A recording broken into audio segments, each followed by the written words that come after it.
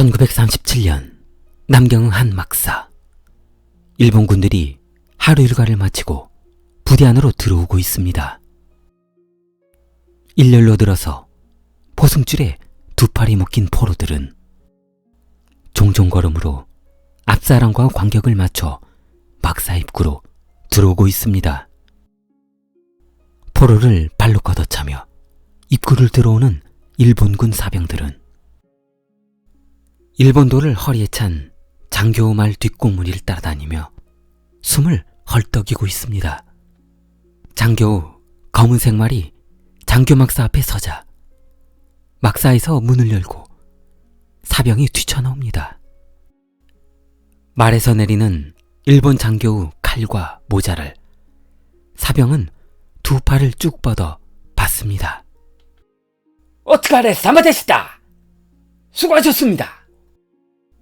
사병은 살벌한 분위기에 고개도 못 들고 있습니다. 오늘 또 일본인 두 장교가 전쟁터에서 한바탕 싸우고 들어왔나 봅니다. 1937년 중국군은 필사적으로 저항했으나 첨단 무기 소총을 갖춘 일본군에 대항하기는 여부족이었습니다. 한마디로 우스운 전투가 되었습니다. 중국군들은 난생 처음 보는 무기로 무장한 일본군 앞에 허수아비일 뿐이었습니다. 중국군들은 무기를 버리고 도망쳤습니다. 1937년 12월 13일 일본군은 난징을 장악했고 피난 가지 못한 난징 시민과 중국군들은 미처 도망갈 시간도 없이 난징성에 갇히고 말았습니다. 그때 난징에 남아있던 무고한 시민은 수백만에 달했고 일본군들은 쓸모있는 여성과 여자아이들을 폐허가 된 도로 한가운데 정렬합니다. 일본군 장교는 말에서 내려 그녀들 앞에 쪼그리고 앉았습니다. 쓸만한 젊은 여성의 턱을 잡고 좌우로 살짝 돌려봅니다. 일본군 사병은 일사불란하게 쓸만한 여성과 쓸모없는 여성 포로들을 정리했고 막사로 끌고 들어와 감옥에 가두었습니다. 여성들을 끌고 오는 과정에서 여자란 여자는 모두 능욕했고 무서워서 집 안에 숨어서 나오지 않는 여자는 집에 불을 질러 연기로 숨을 쉴 수 없을 때까지 고통을 주게 한 뒤 뛰쳐나오게 했습니다. 그렇게 일본군들은 그녀들에게 숨 쉴 수 없을 정도로 고통을 주었고 힘들 때까지 숨을 참고 튀어나온 여성들을 보면서 깔깔대고 웃었습니다.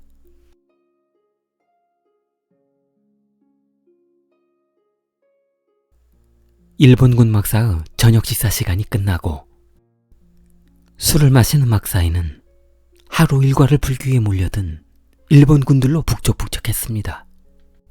그때 한쪽 테이블에서 한바탕 소동이 벌어졌습니다. 오마이가 와타시より上智なことがなんだって重宝するだよ. 하이, 니까 놈이 나보다 잘하는 게 뭔데? 친고질이야. 테이블을 마주보고 있던 또 다른 장교에게 화를 냅니다. 마주하고 있던 무카이 중이는 마시던 술잔을 테이블 위에 내리쳤습니다. 술잔에 담겨있던 투명한 정종은 테이블 위에 쏟아졌고 무카이 중이는 노다 중위에게 눈을 부릅떴습니다. 君よりはマシだと思うよ. 내가 아무리 못한다 해도 너보단 나을걸. 무카이는 노다를 정면으로 바라보며 비웃는 미소로 술잔에 남아있는 술을 바닥에 뿌려버렸습니다. 바닥에 뿌려진 술은 나무바닥 깊숙이 스며들었고 노다는 그럼 천황폐하께 가장 충성한 진정한 군인이 누구인지 한번 가려보는 건 어떠냐며 충동질했습니다. 1937년 12월 7일 노다는 무카이에게 물었습니다. 에이, 너 살아있는 놈을 연속으로 몇 놈이나 배워봤어? 전황표와 이름을 걸고 내기 한번 해볼까? 노다는 사병들을 연병장에 집합시켰습니다.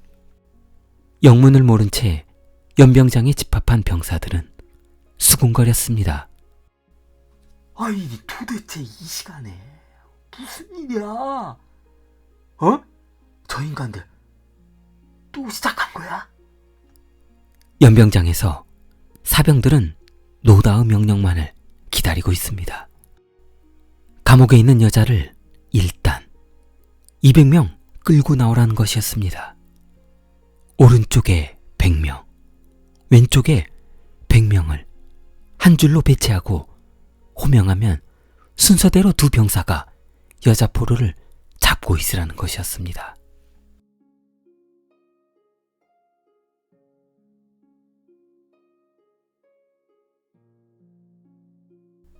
오른쪽에 무카이 중위가 일본도를 왼손에 들고 서 있습니다. 그를 가사롭게 바라보는 노다는 왼쪽에 섰습니다. 노다가 사병에게 손짓합니다. 사병은 두 여인을 끌고 연병장 한가운데로 끌고 와 무릎 꿇게 했습니다. 두 병사는 각각 한 여인의 한 팔씩 왼손으로 여인의 팔을 잡고 한 손으로는 어깨를 짓누르고 있었습니다. 연병장에 울려 퍼지는 호각 소리는 고막이 터질 듯 했습니다. 노다 중위와 무카이는 덴노 헤이커 반잘! 두 사람은 찬왕표와 만세를 외쳤습니다. 노다 중위는 일본도를 두 손으로 꽉 움켜쥐었습니다.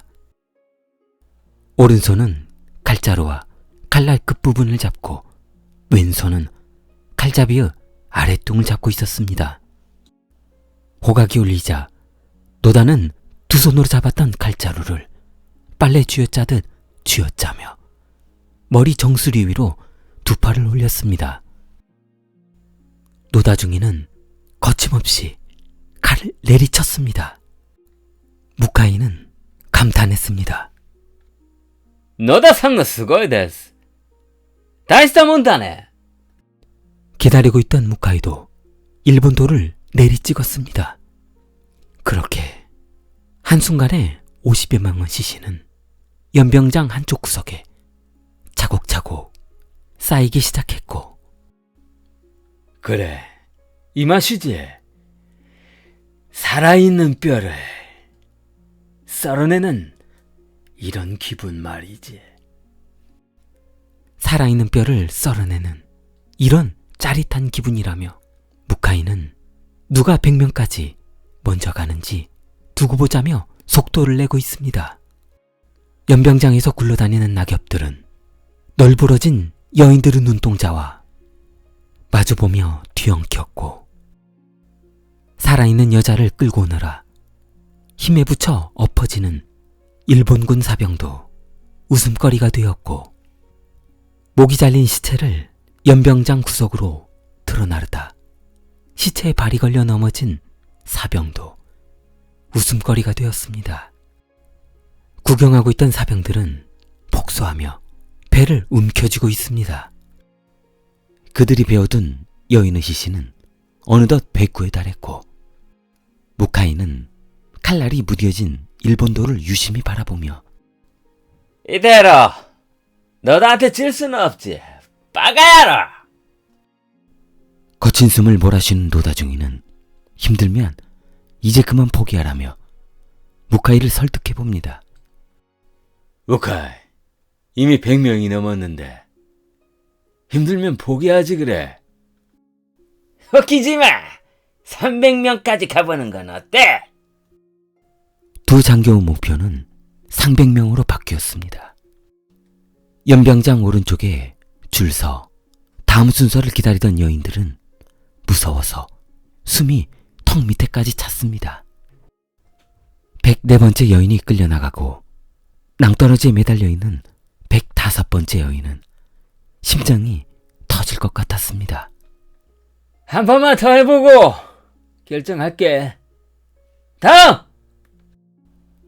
힘에 부친 무카이는 칼날이 뽑히지 않자 한참을 실랑이 하다가 그녀 머리를 발로 걷어찼습니다. 그때 사람들이 구름처럼 몰려있어 무슨 사건이 벌어진 것인가 하여 인근 YMCA 거주 중이던 외국인 지부장 조지 피치는 카메라를 들고 나왔고 두 장교 살해 장면을 그대로 카메라에 담아두었습니다.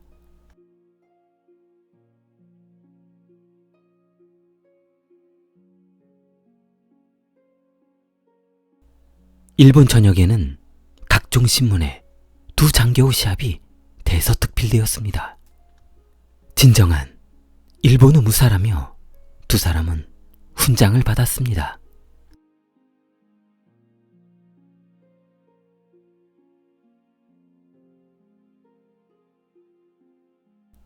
몇 년 뒤 중국 상해 항구에서는 두 사람은 도망가기 위해 서둘러 배에 올라탔습니다. 수많은 일본군 중에 두 사람을 기억하는 사람은 어디에도 없었습니다. 그들도 살아남아야 했으니까요. 중국인에게 잡히면 죽게 될 게 뻔했습니다. 일본으로 돌아간 노다와 무카이는 고향으로 돌아가 수년 동안 아무 일도 없다는 듯 평범한 일상 속에 집에서 휴식을 취하고 있었습니다.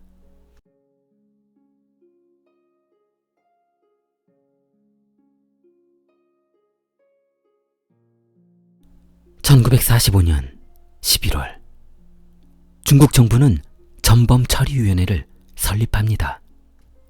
그때 마침 전범을 취재 중이던 기자가 우연히 일본군 두 장교가 경쟁했던 신문의 일면 기사 내용을 보게 되었고 극동 국제군사재판에서 두 장교를 재판을 위해 중국으로 소환했습니다. 재판 과정에서 두 사람은 범행을 부인했습니다. 본인들은 누구를 죽여본 적도 없을 뿐더러 남경에서 근무한 적도 없다고 했습니다. 검사가 일본에서 발행된 신문 기사를 증거로 제출하자 노다는 사진 속 사람들이 어디를 봐서 나와 닮았냐며 발뺌했습니다. 신문 기사는 모두 날조된 것이고 지금 이 세상이 어떤 세상인데 저런 일이 벌어질 수 있냐고 말도 안 된다며 소리 질렀다고 합니다. 법원은 증거로 그날 학살했던 장면이 촬영되었던 영상을 법정에서 상영해줬고 증인 100여 명이 증인으로 참석했습니다. 연병장에서 아슬아슬하게 목숨을 유지했던 여인들도 증인으로 참석하여 잔인했던 그날의 상황을 상세하게 설명해 주었습니다. 법원은 두 사람에게 사형을 선고했습니다. 재판 장소는 1947년 12월. 그들이 살인 시합을 벌였던 남경성에서 공개 재판이 거행되었고 사형을 선고하였습니다. 좋아요, 구독 부탁합니다. 킬리였습니다.